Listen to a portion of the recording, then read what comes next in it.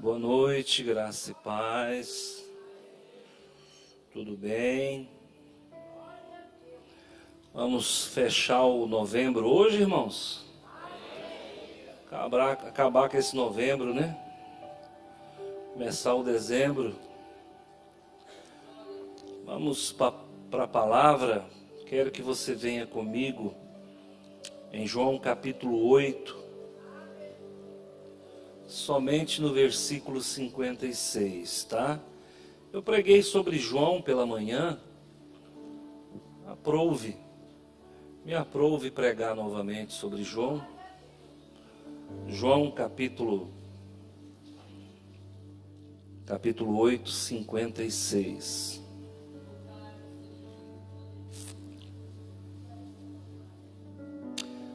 Trata-se de um sermão temático. Então eu vou ter outras referências, né, para fundamentar o sermão. Tem gente ainda folheando a Bíblia, vamos aguardar mais um pouquinho.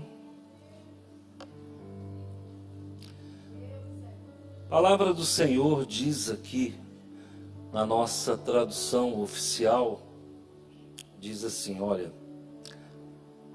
Abraão, vosso pai, exultou por ver o meu dia,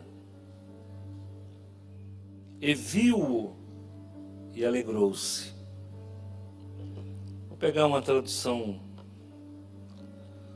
melhor aqui para Abraão. Eu vou pegar na NTLH. Abraão, o pai de vocês, ficou alegre ao ver o tempo da minha vinda. Ele viu esse tempo e ficou feliz. Se você conseguir Almeida corrigida e fiel, vê se você consegue aí a tradução Almeida corrigida e fiel. Tem uma tradução que fala que Abraão saltou de alegria ao ver o dia de Jesus. Abraão, vosso pai, exultou por ver o meu dia e viu-o e alegrou-se. Vamos orar. Senhor meu Deus e meu Pai, em nome do Senhor Jesus, muito obrigado pelo mês de novembro. 11 meses já se passaram e nós estamos prontos para sepultar o 2025. Vamos, Senhor meu Pai, agora caminhar de cabeça erguida para 2026. Sem que nada nos envergonhe nessa caminhada. Abençoa a igreja do Senhor. Abençoa as nossas vidas. Nos abençoe nesta noite. Em nome de Jesus. Amém. Olha, eu vou falar sobre Jesus o grande eu sou. Qual é a única forma, no meu entendimento, de que Deus poderia provar que nos ama? A única forma que Deus poderia provar que nos ama era morrendo a nossa morte, vivendo a nossa dor. A única forma de Deus provar que nos ama era enviando aquilo que era de mais precioso para Ele, que é o próprio Filho dele. Então Jesus, Ele é o próprio Deus encarnado. Jesus é o Logos. Dentro da filosofia clássica, segundo Platão, o universo tinha um espírito que era o criador do universo. E Platão dá a esse espírito um nome: Logos. Então, quando o evangelista João vai escrever o seu evangelho, ele vai colocar assim, lá no versículo 1, no princípio era o Logos, e o Logos estava com Deus, e o Logos era Deus. Olha que maravilha. Olha como a cultura grega entrou no Novo Testamento. No princípio era a palavra, e a palavra estava com Deus, e a palavra era Deus. Quando o grego ouviu isso, ele entendeu muito melhor do que nós o Evangelho. Porque o grego sabia que o espírito criador do universo era Logos, era o Logos. E quem é que divulgou esse ensino? Platão divulgou esse ensino. Platão, ele cria. E a filosofia platônica, ela muito se parece com a filosofia cristã. Tem hora que eu acho que Platão fala da mesma coisa que a Bíblia fala com outras palavras. Diferente de Aristóteles, né? Aristóteles meio ateu, meio cético, né? Platão não.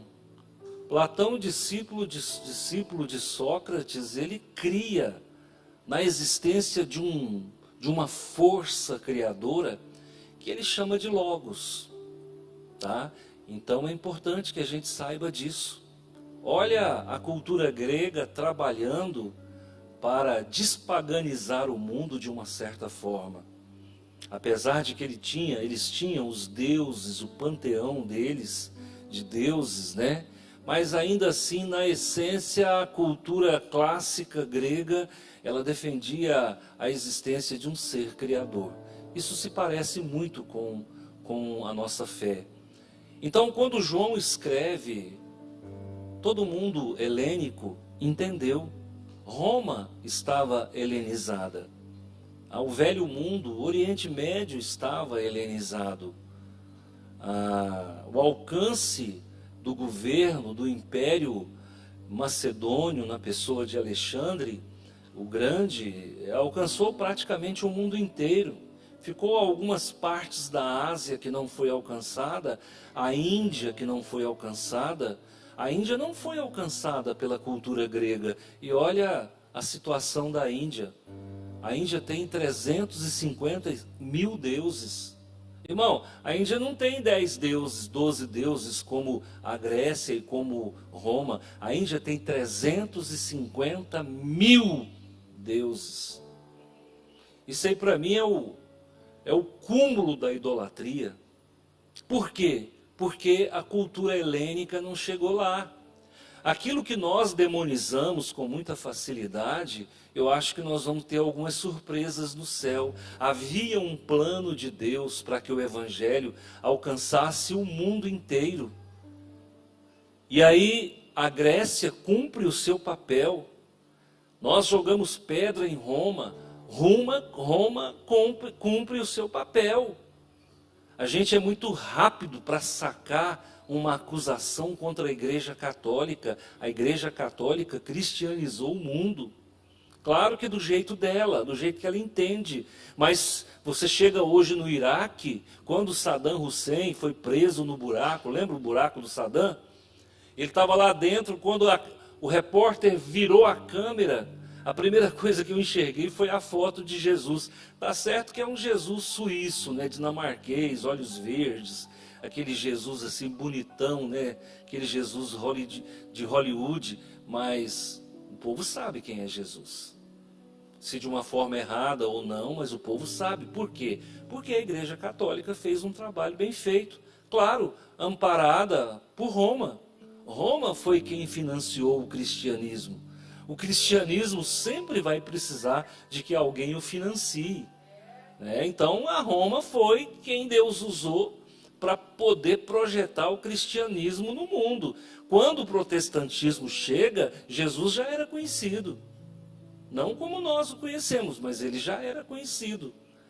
Então, gente, nós vamos perceber que a Grécia cumpriu o seu papel e ela fez um bom trabalho. À medida que você vai conhecendo, irmãos, a sua mente vai se abrindo e muitos travamentos que nós temos vai caindo por terra.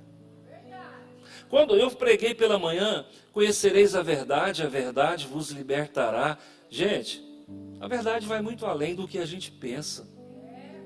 A verdade não é um conceito, a verdade é um espírito. A verdade é Cristo. A verdade é um espírito. A gente acha que a verdade é um conceito, porque para cada conceito que você der, alguém vai dar outro conceito mais aprimorado.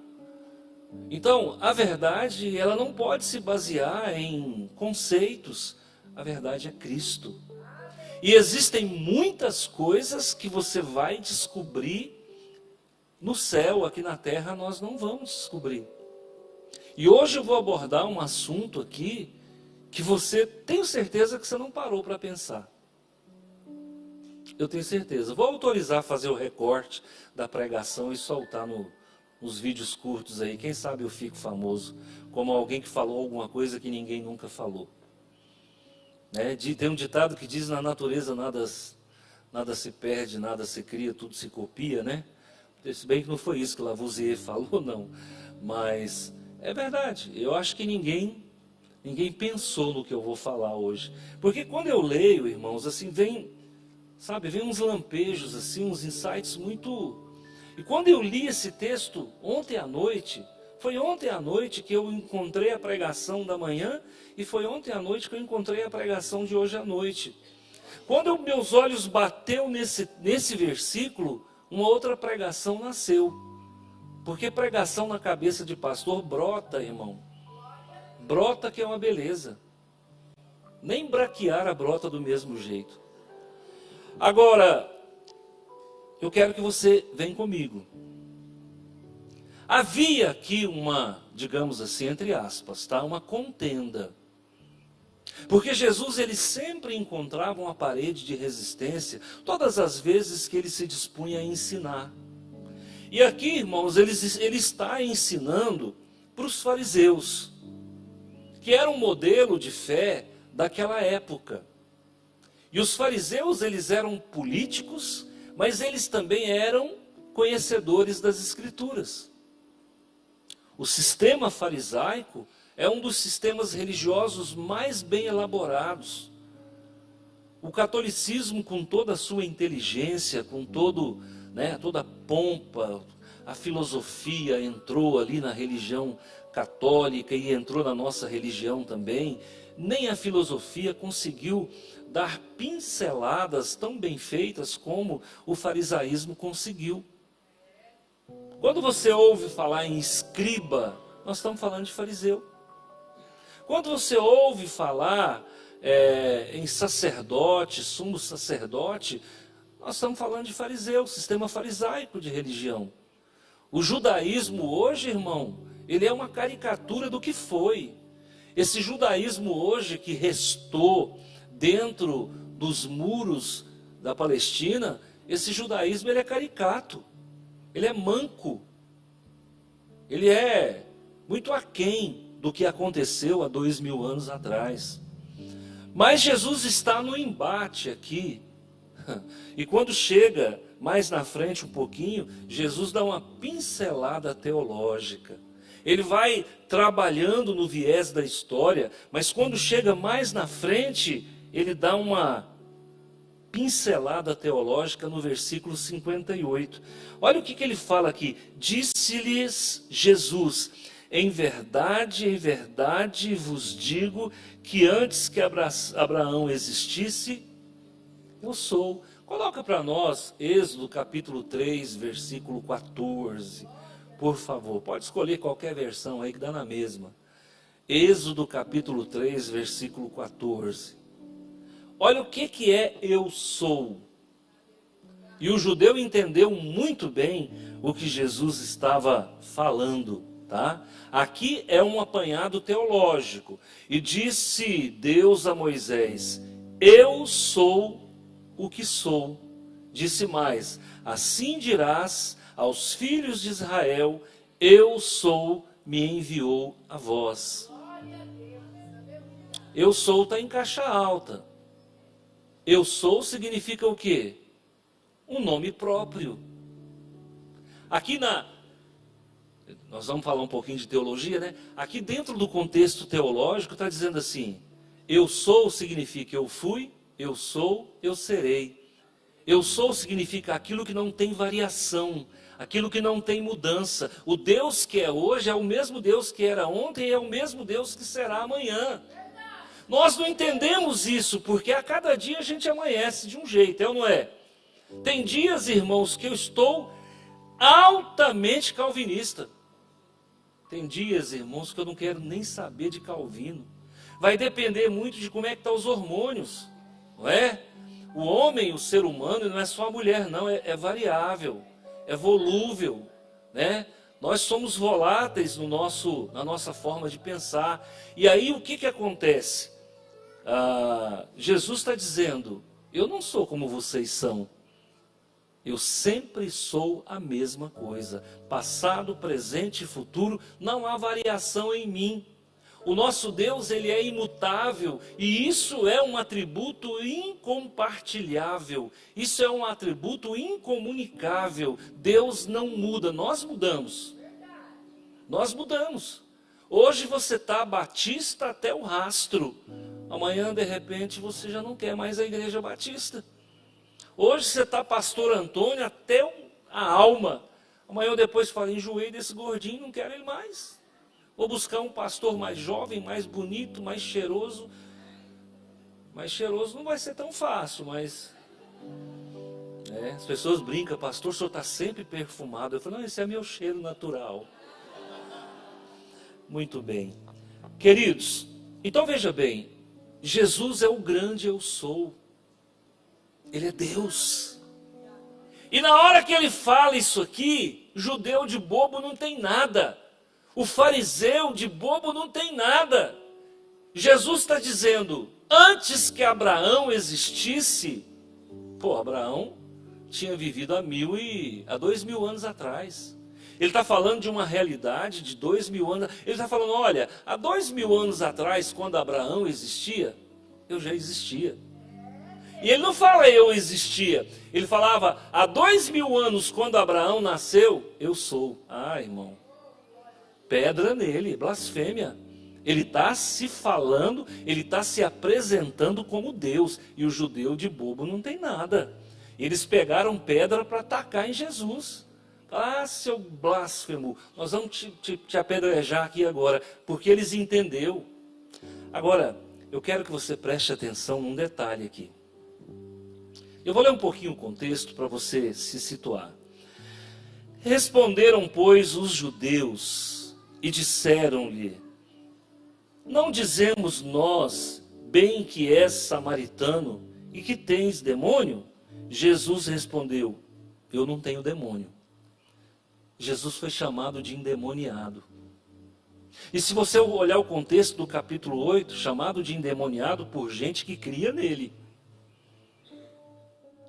Então, se amanhã ou depois alguém me rotular como endemoniado, qualquer semelhança é mera coincidência. Porque Jesus passou por isso. E o ministério pastoral é o ministério de Cristo, irmão. Você não se engane, pastor nasceu para ser crucificado. Não, fique tranquilo, tá? E eu já entendi isso aí, não entro mais em crise. Jesus respondeu, eu não tenho demônio. Antes honro a meu Pai, e vós me desonrais. Eu não busco a minha glória. Há quem a busque e julgue. Em verdade vos digo que, se alguém guardar a minha palavra, nunca verá morte. Aqui começa a dar nó. É o que a gente chama de bulgar, né? A mente do judeu começou a bulgar aqui, ó. Disse-lhe, pois, os judeus, agora conhecemos que tem demônio. Você está endemoniado, sim. Morreu Abraão e os profetas, e tu dizes, se alguém guardar a minha palavra, nunca verá a morte. Primeiro tiro que Jesus dá, ele está dizendo, olha, eu sou o Senhor da vida. Ele está dizendo, olha, os profetas morreram, Abraão morreu, eu não vou morrer. E quem crê em mim, também não morrerá. Deixa eu te falar, irmão, isso aqui é trigonometria para quem faz 4ª série primária. Não é todo mundo que vai conseguir entender isso, não. E aí ele está dizendo, mas Abraão e os profetas, né? Morreu Abraão e os profetas, e tu dizes, os fariseus falando, se alguém guardar a minha palavra, nunca provará a morte. És tu maior do que Abraão, o nosso pai que morreu? E também os profetas morreram. Quem te fazes tu ser? Jesus respondeu: se eu me glorifico a mim mesmo, a minha glória não é nada. Quem me glorifica é o meu Pai, o qual dizeis ser o vosso Deus. E vós não o conheceis, mas eu o conheço. E se disser que não o conheço, serei mentiroso como vós. Segunda tacada, segundo tiro de Jesus. Vocês são mentirosos. Primeiro, que Abraão não é o pai de vocês. E segundo, que vocês não amam Abraão como vocês dizem que amam. Versículo 55. E vós não o conheceis, mas eu conheço. E se disser que não conheço, serei mentiroso como vós. Mas conheço e guardo a sua palavra. Pergunta que não quer calar. Você que tem Deus como Pai, guarda a sua palavra? Só para pensar, tá bom? Agora chega no versículo 26, aqui está a cereja do bolo, preste atenção. Abraão, vosso pai, exultou por ver o meu dia, e viu-o e alegrou-se. Aqui eu saio do cenário teológico e entro no cenário profético.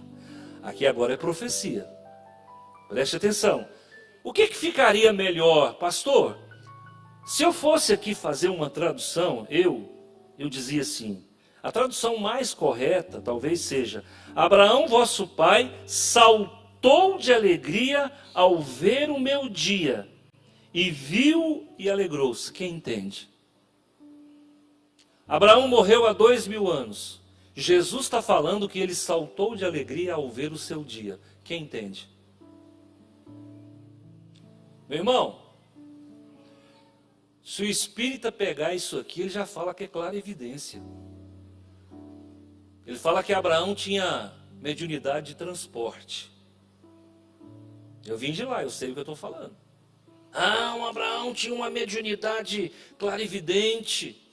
O Abraão tinha mediunidade de transporte. O espírito dele foi transportado para 2000 anos depois. Negativo, irmão. Negativo. E é isso que eu quero mostrar para vocês. Jesus está dando o terceiro tiro de misericórdia. Primeiro Jesus fala que é Deus. Depois Jesus chama eles de mentiroso. E depois Jesus fala: esse Abraão a qual vocês dizeis que é o vosso pai, ele é tão grande, mas tão grande, que quando ele viu, quando ele me conheceu antes de eu encarnar, ele pulou de alegria. Deu nó, irmãos? Deu um nozinho aí, não deu? Fica tranquilo que eu sou expert em desatar nó. Preste atenção. Abraão teve um encontro com Jesus de duas formas. Através de uma visão espiritual e através de uma visão cristofânica ou teofânica. Antes de Jesus encarnar, ele já existia. Porque ele próprio fala no versículo 58, antes que Abraão fosse, eu sou. Então Jesus já existia antes da fundação do mundo. Porque Jesus, quando ele diz eu sou, ele está dizendo eu sou Deus. E Deus não tem começo nem fim. Deus é eterno com o Pai. Eu sou eterno com o Pai.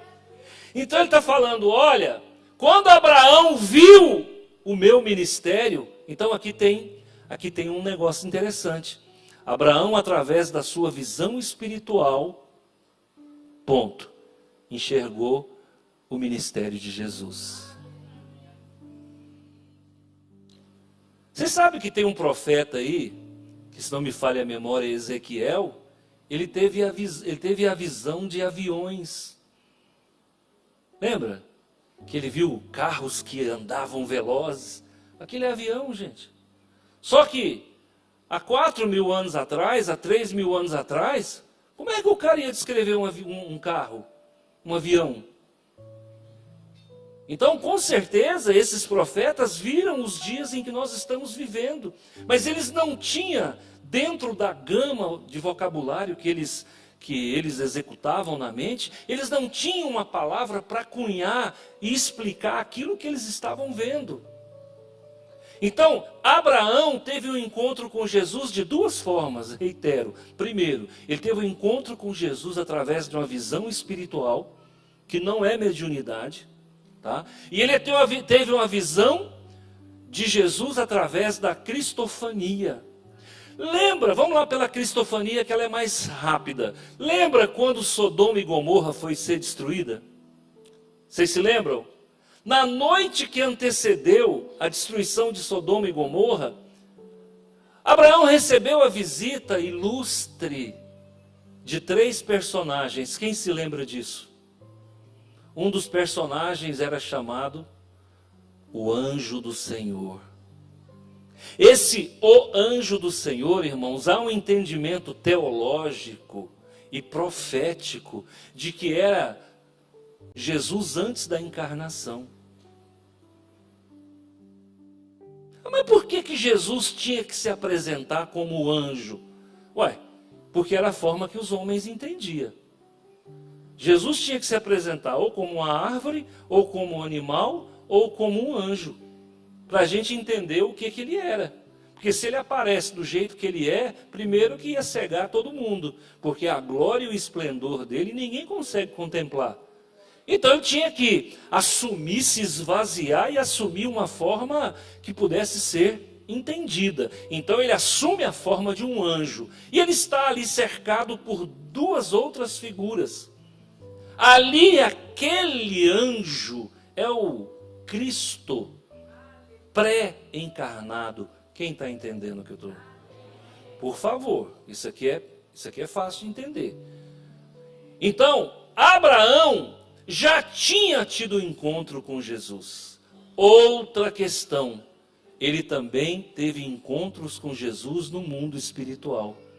Então agora você começa a entender. Abraão, vosso pai, esse Abraão que vocês estão aí batendo no peito, eu sou filho de Abraão, ele pulou de alegria quando ele me conheceu no mundo espiritual. Então baixa a bola.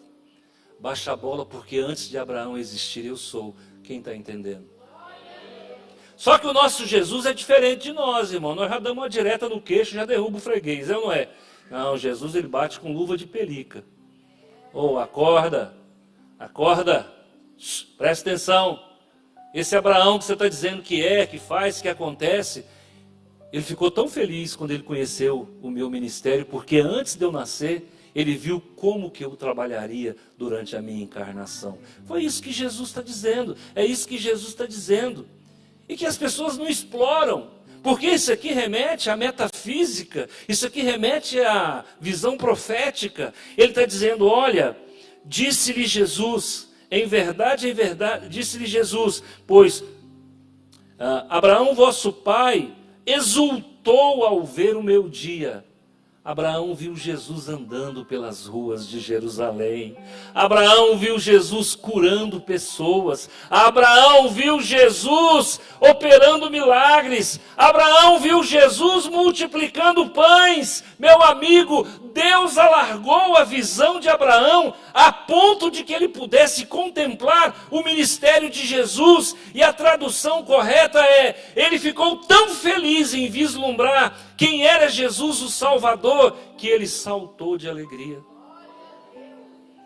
Vai lá em Romanos 12, versículo 3, por favor. Pode pegar qualquer versão. Olha o que diz, porque pela graça... eu falei Romanos? Mas quem mandou eu falar Romanos? É Gênesis, gente. Não, vocês me confundem, ué. Gênesis 12, 3. Eu fico nervoso quando eu estou aqui. Gênesis 12, 3. E abençoarei os que te abençoarem, e amaldiçoarei os que... E em ti serão benditas todas as nações da terra. Porque se Deus falar isso para mim, eu falo, Jesus, vem cá, cai um negócio aqui, vem cá. Vamos conversar. Que negócio é esse? De em ti serão benditas todas as nações da terra. Aí você começa a entender que Deus entregou para Abraão coisas que não estão na Bíblia. Porque quando Deus possivelmente explicou isso aí para ele, Deus estava falando para ele, olha, eu vou mandar um profeta. E esse povo vai crer nesse profeta. E todo mundo que é descendente seu, que é verdadeiramente descendente, o aceitará como Senhor e Salvador. E aí Abraão pulou de alegria. Correto? Dá uma olhada para mim em Gálatas capítulo 3, versículo 8. Vou provar que é verdade. Gálatas 3, 8. Ora, tendo a Escritura previsto que Deus havia de justificar pela fé os gentios, anunciou primeiro o Evangelho a Abraão. Gente, quem primeiro leu o Evangelho? Quem primeiro leu o Evangelho da graça foi Abraão. Abraão sabia tudo o que ia acontecer. Abraão recebeu o Evangelho primeiro do que eu. Ele recebeu o Evangelho primeiro do que você. Ele recebeu o Evangelho de Cristo primeiro do que Paulo. Ele recebeu o Evangelho de Cristo primeiro do que Pedro. A Bíblia está dizendo, anunciou o Evangelho de Cristo, foi anunciado primeiramente a Abraão.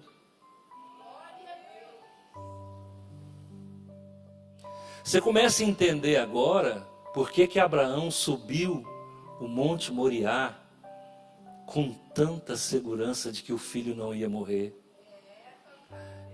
Parece um negócio assim, nossa, mas como é que faz? Ele subiu um monte ali para matar o menino. Irmãos, ele sabia muito bem quem era o Deus que ele servia. E Deus já tinha anunciado para ele. Tanto é que o menino fala, pai, a faca está aqui, o fogo está aqui, a lenha está aqui. E o cordeiro, pai? Ele disse, Deus proverá. Está entendendo? Jesus já estava anunciado a Abraão que ele seria o cordeiro substituto de Isaac. Aí a gente começa a entender a Bíblia com outros olhos. E a coisa deixa de ser meio mágica e se torna revelatória. Vai lá em Hebreus 11, 13. Outra testificação do que eu estou falando. Hebreus 11, 13. Olha o que diz a palavra do Senhor lá em Hebreus 11, 13. Todos esses morreram na fé, sem terem recebido as promessas, mas vendo-as de longe, e crendo-as, e abraçando-as, confessaram que eram estrangeiros e peregrinos na terra. Irmãos, teve gente que morreu e já conhecia o Evangelho, e já conhecia as promessas, e já conhecia Jesus, a citar Abraão, Gálatas 3:8, a citar João capítulo 8, versículo 56. Olha como é que a coisa começa a fazer sentido. Abraão, vosso pai, se alegrou, saltou de alegria por ver o meu dia. Herodes estava ali e não conseguiu reconhecer Jesus. Os fariseus estavam ali, doutores da lei, os escribas que dormiam em cima dos pergaminhos, não conseguiram reconhecer Jesus. Abraão, que viveu 2000 anos antes, sabia quem era Jesus.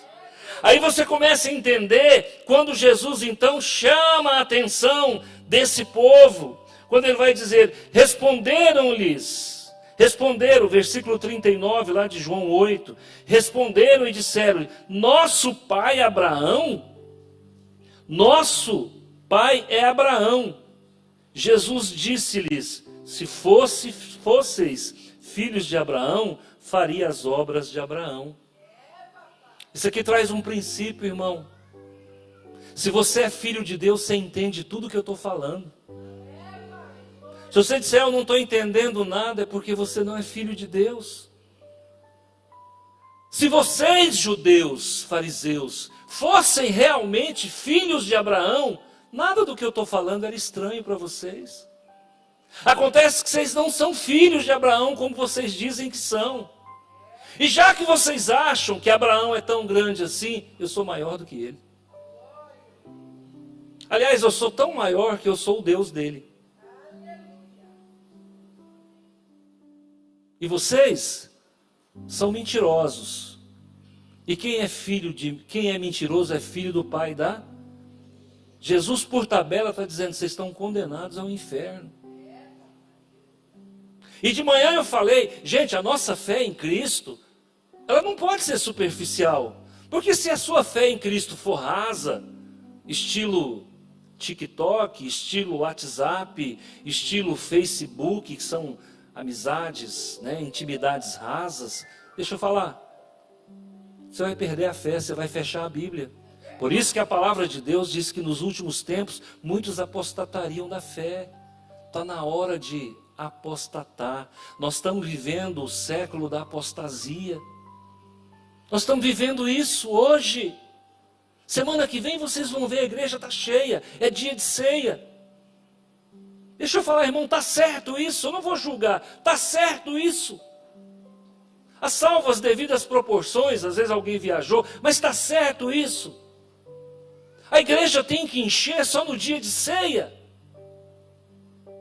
Não, irmãos, a igreja tem que estar o tempo todo repleta, porque nós temos que cultuar a Deus o tempo todo. A citar o culto de domingo é o expoente da nossa fé. Esse século é o século da apostasia. Pessoas que têm muitos deuses e pouca crença. Hoje tudo é um ídolo, tudo é um Deus. Aí um dia eu estava numa conferência e fizeram uma pergunta lá. Alguém fez a pergunta lá. Quando é que o homem cria para si bezerro de ouro? Perguntaram lá, né? Na assembleia, muita gente. Na hora, a resposta veio na minha mente. Perguntaram, quando é que o homem cria bezerro de ouro? Eu respondi, quando ele não consegue se tornar o próprio bezerro. Porque o que nós estamos vendo hoje, deuses rejeitando Deus. O que nós estamos vendo hoje é pessoas que têm muitos deuses e pouca fé. Uma fé desqualificada, mutilada, distorcida, anêmica, protótipa, uma fé que deixa a desejar. Agora Abraão era um homem de tanta fé, de tanta fé, de tanta fé, que Deus permitiu a Abraão enxergar 2000 anos depois. Eu nunca fui um bom jogador de xadrez. Nunca fui. Porque quem é um bom enxadrista, a primeira coisa que ele tem que aprender a fazer é enxergar 5, 6 jogadas antes de jogar. Aí quando eu acabava de jogar, a rainha ia embora. Oh meu Deus, perdi a rainha. Perdeu a rainha, perdeu o jogo. Então, queridos, nós temos que começar a olhar com os olhos da fé. Um homem de fé enxerga, um homem de fé de joelhos enxerga muito mais do que o telescópio Hubble. O homem agora está conseguindo descobrir novas galáxias. Agora há poucos dias saiu uma notícia bomba, né? Que descobriram um planeta, não sei quantos mil anos-luz, que tem as mesmas condições de vida que o planeta Terra. Foi preciso esperar 2000 e tantos, 6 mil anos para descobrir que existem planetas com condições atmosféricas iguais, similares à Terra. E aí, agora vai se provar que existe vida fora do planeta. Claro que sempre existiu. Irmão, raciocina comigo, Deus ia criar galáxias infinitas, bilhões e bilhões e bilhões de planetas igual ao nosso, para colocar gente bonitinha só no planeta Terra? Ah, para com isso, nunca na vida. É claro que existem outras esferas habitáveis. Ah, mas existe por bactéria. Ah, meu amigo, esquece a bactéria. É claro que Jesus falou, olha, eu tenho ovelhas que não são desse aprisco. Eu tenho ovelhas que não são desse aprisco. Mas de qual aprisco que ele está falando? Se não é do planeta Terra, de que planeta é? Então, gente, isso aqui é para quem consegue enxergar um pouquinho a mais, então. Não que eu seja melhor do que ninguém, mas eu tenho a mente aberta, irmãos. Para saber, inclusive, que quem vai ser salvo não é só crente não, viu? Você vai chegar no céu, vai dar de cara com um católico. E você prepara que você não está no inferno, não, você está no céu. É, irmão. Você vai chegar lá, você vai encontrar com um índio que adorava Tupã. É. Sabe por quê, irmãos? Você acha mesmo que salvo é só crente batista nacional? Larga de ser bobo. Nós vamos ter muita surpresa no céu. Então, queridos, nós temos que entender, que nós temos que enxergar, e Jesus abre os nossos olhos. Abraão, vosso pai, se alegrou, exultou ao ver o meu dia. E agora, a pergunta que eu te faço: Abraão conseguiu enxergar o dia de Jesus 2000 anos antes, e nós estamos vivendo o dia de Jesus. Você enxerga Jesus no dia de Jesus? Como é que está a tua fé? Você consegue enxergar Jesus no dia de Jesus? Porque, lamentavelmente, a igreja está cheia de pessoas que, na verdade, ainda não receberam Jesus como Salvador. João Wesley, quando fez a sua viagem ministerial para a Geórgia, e a Geórgia não é a Geórgia russa, mas é a Geórgia dos Estados Unidos, do mundo novo, da Nova América, da Nova Inglaterra. Quando João Wesley, o pastor anglicano, filho de Samuel Wesley e filho de Susana Wesley, um dos 19 filhos daquele casal, que estudou numa igreja anglicana no século XVIII, ele nasceu em 1703, e ele vai fazer teologia e queria ser pastor igual ao seu pai. Quando ele termina o curso de teologia, ele é ordenado reverendo, é ordenado sacerdote, e então ele resolve ser missionário na Geórgia, na Nova Inglaterra, e ele vai para lá. E ele chega lá, irmãos, maior fracasso ministerial. Às vezes, talvez, você está aí lutando com o ministério, a igreja não cresce, a igreja não vai, você fala, eu não tenho chamado. E João Wesley, tinha ou não? Ele foi tão infeliz, irmão, que ele não conseguiu nada lá nos Estados Unidos. Ele se apaixonou por uma moça, tentou casar com ela, não deu certo. Ele volta para os Estados Unidos arrebentado, um pastor que na primeira arrancada que ele deu, ele saiu derrotado. E ele volta para os Estados Unidos, volta para a Inglaterra, totalmente arrebentado. E durante o trajeto, o navio é acometido por uma tempestade das mais horríveis, talvez no nível daquela que Jonas enfrentou. E ele enfrenta aquela tempestade, e ele começa a gritar, começa a dar faniquito, começa a dar branqueira, passar vergonha em todo mundo. Eu não sei se vocês já viram gente com medo de morrer, o tanto que faz escândalo.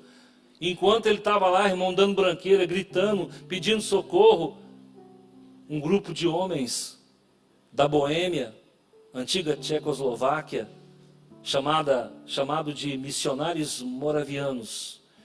Enquanto o navio afunda, não afunda, afunda, não afunda, eles deram as mãos e se ajoelharam.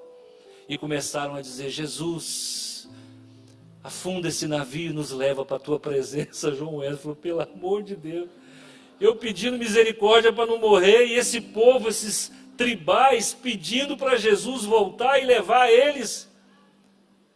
Aquilo deu uma crise de consciência tão grande na vida dele, que quando ele chegou na Inglaterra, ele procurou o seu pai e falou, pai, eu preciso me converter. Eu ainda não nasci de novo. Eu tenho medo de morrer, pai, não tenho certeza da minha salvação. Eu acho que uma das piores coisas, irmãos, é quando você não tem certeza da sua salvação. E aí João Wesley percebeu que alguma coisa estava errado, e ele começou a buscar Deus de uma forma diferenciada, a ponto de marcar uma reunião para uma madrugada numa rua erma, chamada Rua Aldersgate. E ali naquela rua, 3 horas da manhã, ele orando com alguns irmãos numa casa, ele é tocado pelo poder do Espírito Santo. E ele fala que o coração dele começou a pegar fogo, começou a incendiar, e ele foi tomado por uma presença poderosa de Deus. Naquele dia ele teve um encontro com Jesus. Irmãos, nós não precisamos de religião, nós precisamos ter um encontro com Jesus. E ali, quando ele tem um encontro com Jesus, ele entrega a sua vida. E ele ganha uma experiência nova. E ele ganha um tônus do Espírito. E aí, então, ele começa a pregar e muda tudo. Aquele homem que pregava e o povo dormia. Aquele homem que pregava e o povo ficava folheando a Bíblia para o tempo passar mais rápido. Aquele homem que pregava e dava vontade de fazer xixi no povo. Agora ele começava a pregar e a igreja lotava. Mas o que aconteceu? E aí então os párocos, os bispos da igreja anglicana começaram a se revoltar e a ter ciúme, porque tinha 5 pregações no domingo. As pregações de John Wesley lotava e as pregações dos outros pastores mirrada. E aí criaram um complô contra ele, um consórcio contra ele, e falaram: John Wesley, a partir de agora, você não vai mais pregar dentro da igreja. Ele falou: tá bom então. Enquanto o pastor estava lá dentro, o bispo estava lá dentro pregando dentro da igreja, ele estava lá fora no pátio pregando. Tinha 30 pessoas lá dentro, tinha 300 lá fora. Chegaram para ele e falaram: John Wesley, agora você não pode mais pregar no pátio da igreja. Ele falou: tá bom, vou para a praça. E o povo estava pregando na igreja, tinha 30 pessoas, na praça tinha 5.000. Essa é a diferença que o Espírito Santo faz na nossa vida. Qual que é o problema desses fariseus? Eles tinham religião apenas. Eles tinham o ismo. Mas nós não precisamos de ismo para ir para o céu. Nós precisamos do sangue de Jesus, irmãos.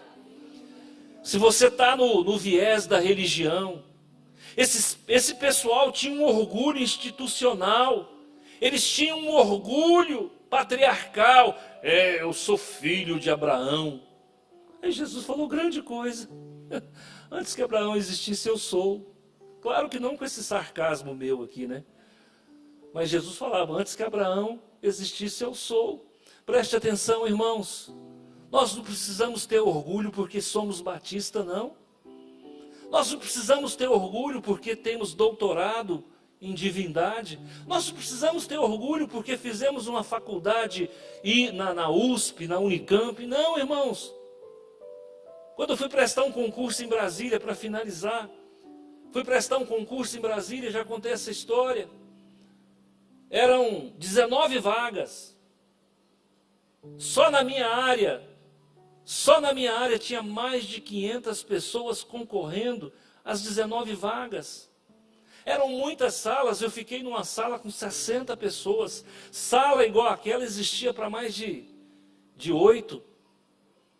E eu sentei lá na frente para fazer aquela prova lá no GDF, no concurso do GDF em Brasília. Isso foi em 1995. E eu sentei lá na frente. Aí um falava assim: você fez faculdade aonde? Eu fiz na Unicamp. Eu falava: Jesus do céu, onde é que eu vim parar? Aí perguntava para o outro: onde você fez? Eu fiz na UFRJ. Eu falava: Jesus, Rio de Janeiro. Perguntava para o outro: você fez aonde? Eu fiz na UFO, Berlândia. Aí você fez aonde? Não, eu fiz na UFMT, Mato Grosso. Eu falei: se perguntar para mim, o que eu falo? FESURV, ninguém sabe o que é isso. Eu tenho que ficar calado, meu Deus, eu estou numa cova de leão, só tem tubarão do meu lado, eu sou uma piabinha. Vou ficar caladinho, se perguntar, eu falo: nem fiz faculdade, eu estou aqui estou só passeando aqui. E aí começou a prova, irmão. É bem assim que Deus faz. Começou a prova, eu falei para o fiscal: questão número tal está errada. Lembro até hoje, questão 38. Questão 38 está errada. Ele falou: se estiver errada, deixa que depois anula. Passou um pouquinho, eu falei: tem outra questão errada. Passou um pouquinho, o povo estava pedindo cola, enfiando a mão por baixo, me cutucando. A moça: me ajuda que eu não estou entendendo nada. Eu falei: agora há pouco você estava caçando o FRJ, caçando o F não sei o que lá mais, e eu na FESURVzinha lá no Rio Verde das Abóboras, todo envergonhado, humilhado. Terminei minha prova, fui embora, aprovado, chamado, convocado, reconvocado, porque me dei ao prazer e ao direito de recusar o concurso, e estou em Rio Verde, pastoreando. É isso aí, meu irmão. É o nosso Deus. Nós não temos que ter orgulho porque fizemos Unicamp, não. Nós não temos que... Quantas pessoas fazem Mackenzie? Ah, você é pastor? Se você é formado... Mackenzie. Mackenzie, fala com a boca cheia.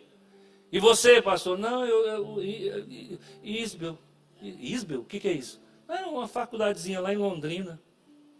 Nem faculdade é, um seminário. Eu não fiz faculdade, eu fiz seminário. Ah, nem é reconhecido pelo MEC. Não sei se é reconhecido por ninguém, não. Eu fiz lá. É assim que funciona. E as igrejas estão aí, ó, com os estudantes de Mackenzie. Igreja que não cresce, povo que não melhora, que não transforma. E o acadêmico do Isbel está e Deus está operando poderosamente. Amém, irmãos? Que nós sejamos Davi o tempo todo, pequenininhos, humilhados até, e Deus te honrando a cada dia, a cada momento. Vocês são filhos de Abraão, né? O patriarca Abraão, vocês são filhos dele. Mas deixa eu te falar, Abraão contemplou o meu ministério, coisa que vocês não estão fazendo. Abraão era um homem que vivia na verdade, vocês são filhos do diabo, vocês vivem na mentira. Vocês acham que eu não sou nada, mas eu sou o grande eu sou. Amém, irmãos? É isso aí, ó. Jesus, o grande eu sou. Quem é o nosso Deus? Quem é a nossa referência? Ah, minha referência é Allan Kardec. Allan Kardec está podre dentro de um túmulo, lá em Paris, lá na França. Quem é o teu Deus? Ah, o meu Deus é Buda. Pois é. Buda, irmão, nem existiu. Você tem uma ideia? Não tem nada mais mitológico do que Buda. Quem existiu foi um homem chamado Gautama, que era filósofo. E o apelidaram de Buda depois que ele morreu. Quem é Maomé? O túmulo de Maomé está lá em Meca. Vai lá. Só tem osso. Agora, procura o túmulo do nosso Jesus. Procura um fio de cabelo do nosso Jesus. Nosso Jesus ressuscitou, irmãos. Antes que Abraão existisse, eu sou. Esse é o nosso Deus. Amém? Recebe essa palavra. Volta para casa regozijado. Volta para casa saltando de alegria igual Abraão. Porque você não precisou enxergar 2000 anos à frente. É só olhar para o seu lado. Jesus está do seu lado na noite de hoje. Dentro de você. Você vai voltar para casa livre, leve e solto. Você não vai voltar para casa como você chegou. Você é uma nova criatura. Agora você pode dizer, as coisas velhas já passaram, tudo se faz novo a cada dia na minha vida. A maior felicidade da minha vida, irmãos, é saber que hoje eu sei para onde eu vou quando eu morrer. Aliás, eu não vou porque eu já estou lá, como diz Efésios, assentado com Cristo nas regiões celestiais. Você não vai para o céu, você já é um cidadão do céu. Amém? Recebe essa palavra no seu coração, eu vou orar com você. Meu Deus e meu Pai, em nome de Jesus, nós precisamos muito do Senhor. Perdão pelas nossas prepotências, meu Deus. Nós não somos nada. Apenas uma igreja batista na ponta de uma rua, numa cidade pequena, num estado que não tem projeção. Goiás não tem projeção no cenário nacional. O interior de Goiás, muito menos. A ponta de uma rua na Vila Malha, muito menos. Mas aqui tem palavras de vida eterna. O Senhor está no nosso meio. O Senhor está no meio de nós. E nós te louvamos e te bendizemos.